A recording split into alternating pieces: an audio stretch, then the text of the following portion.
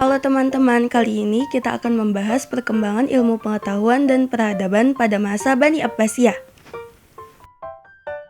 Sebelumnya, kami dari kelompok 2 yang beranggotakan Maharani, Sipa, Zakia, Rizky, Gozi, dan Rafiki. Pengembangan ilmu pengetahuan, salah satu bidang yang sangat penting bagi para penguasa Bani Abbasiyah, yaitu ilmu pengetahuan. Ilmu-ilmu agama hingga ilmu-ilmu umum berkembang sangat pesat. Ilmu pengetahuan yang mengalami kemajuan sangat pesat diantaranya agama, filsafat, astronomi, kedokteran, kimia, sejarah, dan lain-lain. Pada masa ini, muncul 4 imam mazhab. Mereka adalah Imam Abu Hanifah, Imam Malik bin Anas, Imam Syafi'i, dan Ahmad bin Hambal. Adapun tokoh-tokohnya, yaitu Ar-Razi, tokoh yang membedakan antara penyakit cacar dan campak, Al-Fazari, astronomi dan matematikawan muslim pertama yang menciptakan astrobe. Yang ketiga ada Al-Fagoni, astronomi yang pernah meneliti diameter bumi dan jarak antar planet.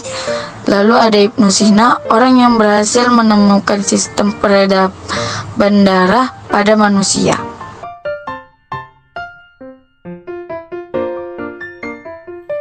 Adapun perkembangan ilmu pengetahuan yang mengalami kemajuan pesat, diantaranya adalah ilmu kedokteran. Salah satu bidang yang sangat mendapatkan perhatian para khalifah Bani Abbasiyah adalah bidang kedokteran. Bani Abbasiyah berhasil membangun apotek, mendirikan sekolah farmasi, dan menghasilkan ensiklopedia buku obat-obatan. Para dokter ini telah menulis beberapa rumusan obat-obatan.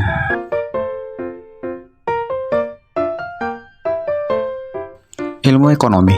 Pada masa Bani Abbasiyah, terjadi kemajuan pada bidang perdagangan dan usaha ekspor-impor. Hasil industri yang diekspor adalah permadani, sutra, hiasan, kain katun, satin, wol, sofa, perabot dapur atau rumah tangga, dan sebagainya. Pada masa ini juga muncul beberapa pelabuhan dan pusat perdagangan seperti Damaskus, Basra, Iskandaria, Jeddah, Antiok, hingga Maroko.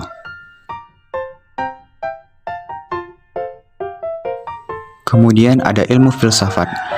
Ilmu filsafat Islam masa Bani Abbasiyah mengalami puncaknya dengan penyerapan dan pengembangan pemikiran Yunani, Persia, dan India. Khalifah Harun ar-Rasyid dan Al-Ma'mun mendirikan Baitul Hikmah, sebuah pusat penerjemahan dan penelitian yang memiliki peran penting dalam mendorong para filsuf muslim untuk mengembangkan ajaran Islam dengan filsafat klasik. Nah, setelah itu ada ilmu geografi. Pada masa Bani Abbasiyah, kajian geografi mengalami perkembangan signifikan yang didorong oleh kebutuhan akan navigasi, perdagangan, dan administrasi wilayah yang luas.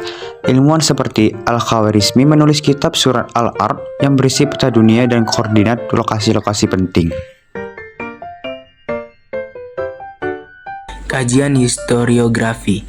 Ilmu sejarah ini didalami beberapa ilmuwan yang berhasil melahirkan karya-karya besar. Mereka adalah Abi Ja'far bin Muhammad bin Ja'far bin Jarir At-Tabari bin Khardazabah dengan karyanya Al-Masalik wa Al-Mamalik. Ada pula yang menulis sejarah berdasarkan dinasti raja dan masyarakatnya.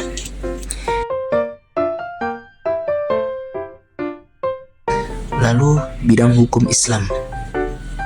Di bidang ini lahir beberapa fuqaha yang memiliki mazhab mereka, yaitu Imam Abi Hanifah dari tahun 700 sampai 767 Masehi, yaitu mazhab Hanafi. Yang kedua, Imam Malik bin Anas dari tahun 713 sampai 795 Masehi, yaitu mazhab Maliki. Imam Asy-Syafi'i dari tahun 767 sampai 820 Masehi, yaitu mazhab Syafi'i. Imam Hambali, yaitu mazhab Hambali. Bidang ilmu kalam. Di bidang ini lahir beberapa ulama terkenal mazhabnya, yaitu Washil bin Atta dan Abul Hasan al-Asy'ari.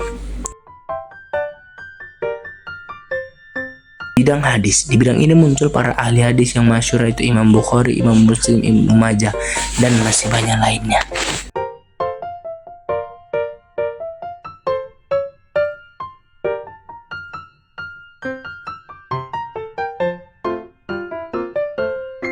kemajuan di berbagai aspek.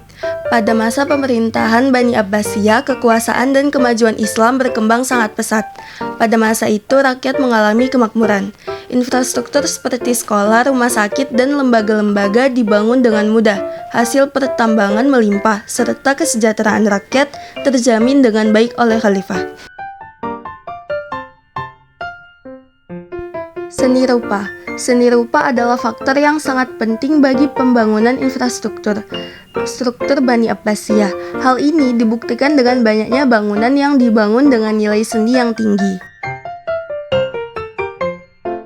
Bangunan dibangun dengan pahatan yang memiliki nilai seni yang sangat tinggi. Selain itu, terdapat ukiran-ukiran kaligrafi dengan lafal Al-Quran yang menghiasi setiap dinding bangunan masjid dan perpustakaan.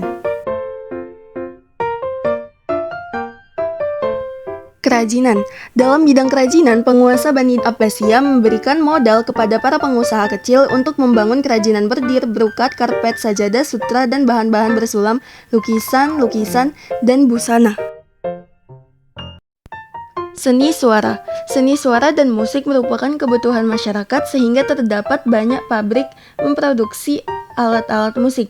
Selain itu, banyak pula dibangun sanggar tari dan tarik suara yang didukung dengan syair-syair para sastrawan, tarian, musik, dan penyanyi.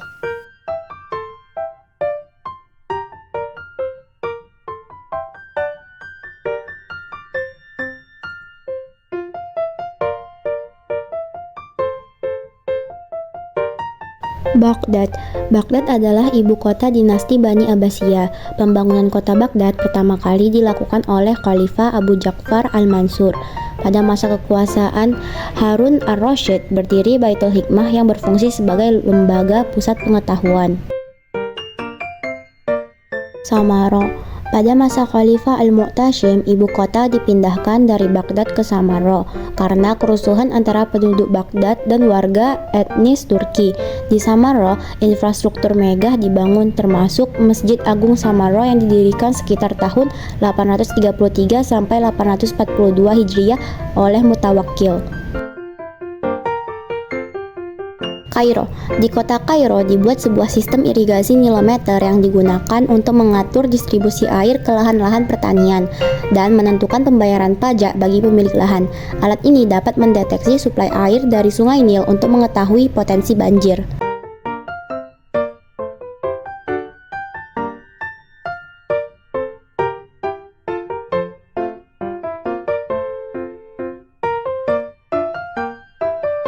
Ibrah dari kemajuan dinasti Bani Abbasiyah.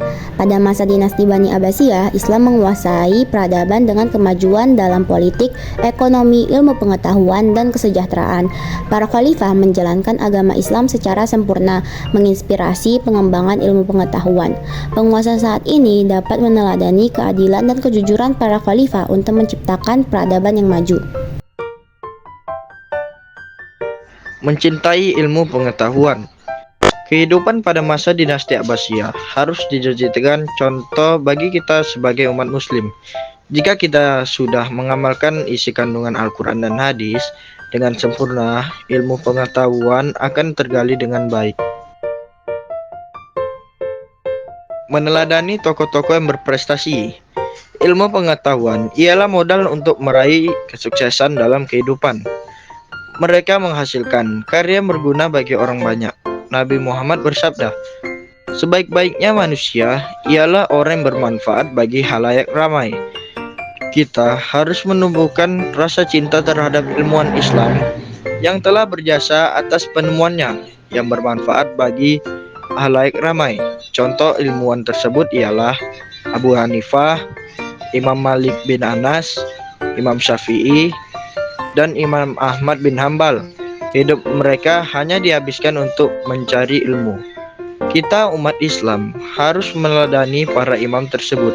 Jika hal tersebut sudah kita teladani, maka kita telah menjadi muslim yang baik.